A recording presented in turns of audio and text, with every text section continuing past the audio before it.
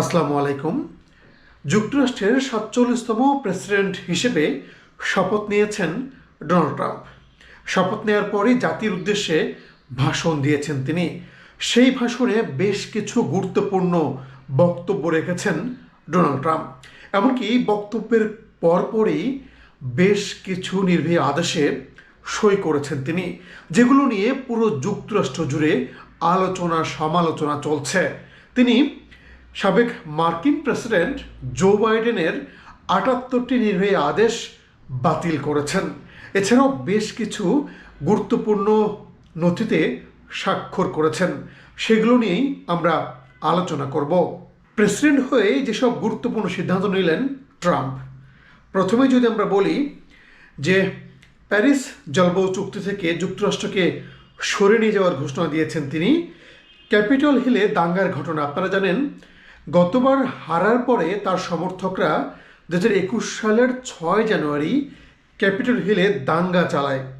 সেই ঘটনায় বেশ কয়েকজনকে অভিযুক্ত করা হয় এবং তাদেরকে কারাগারে রাখা হয়। ট্রাম্প ক্ষমতা নেওয়ার পরপরই কিন্তু সেই আদেশ বাতিল করেছেন এবং ১৫০০ জনকে যে আটক করা হয়েছিল তাদেরকে তিনি ক্ষমা করে দিয়েছেন। বিশ্ব স্বাস্থ্য সংস্থা থেকে বেরিয়ে আসার ঘোষণা দিয়েছেন ডোনাল্ড ট্রাম্প। তার অভিযোগ, বিশ্ব স্বাস্থ্য সংস্থাকে অন্যান্য কয়েকটি দেশ নিজেদের স্বার্থে ব্যবহার করছে। মেক্সিকো সীমান্তে জরুরি অবস্থা জারি করেছেন ডোনাল্ড ট্রাম্প। আপনারা জানেন যে অনেক অবৈধ অভিবাসী এই রুট ব্যবহার করেই যুক্তরাষ্ট্রে প্রবেশ করে। সেই পথ আটকাতেই ট্রাম্প এই আদেশ সই করেছেন। এছাড়াও জন্মসূত্রে মার্কিন নাগরিকত্ব, আগে একটা নিয়ম ছিল যে যুক্তরাষ্ট্রে যেই জন্মগ্রহণ করবে সেই দেশটির নাগরিক হতে পারবে, যদিও সেই আইনে পরিবর্তনের ঘোষণা দিয়েছেন ডোনাল্ড ট্রাম্প। এ সংক্রান্ত একটি নির্বাহী আদেশে সই করেছেন তিনি। এরকম বহু আদেশে সই করেছেন ডোনাল্ড ট্রাম্প মাত্র ২৪ ঘন্টার মধ্যে।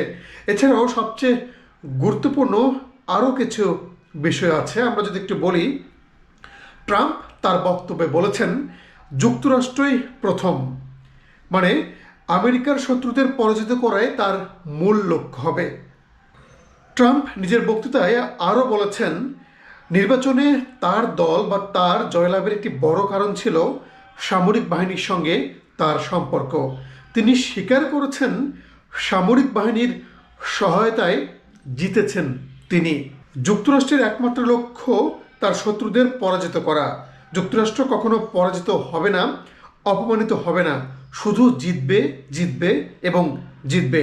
ট্রাম্প খুব কড়া ভাষায় এই বক্তব্য রেখেছেন। এছাড়াও পানামা খাল আবারও যুক্তরাষ্ট্র ফিরিয়ে নেবে বলে জানান ট্রাম্প। ভাষণের শুরুতেই ট্রাম্প বলেন আমেরিকার স্বর্ণযুগ এখনই শুরু হয়েছে।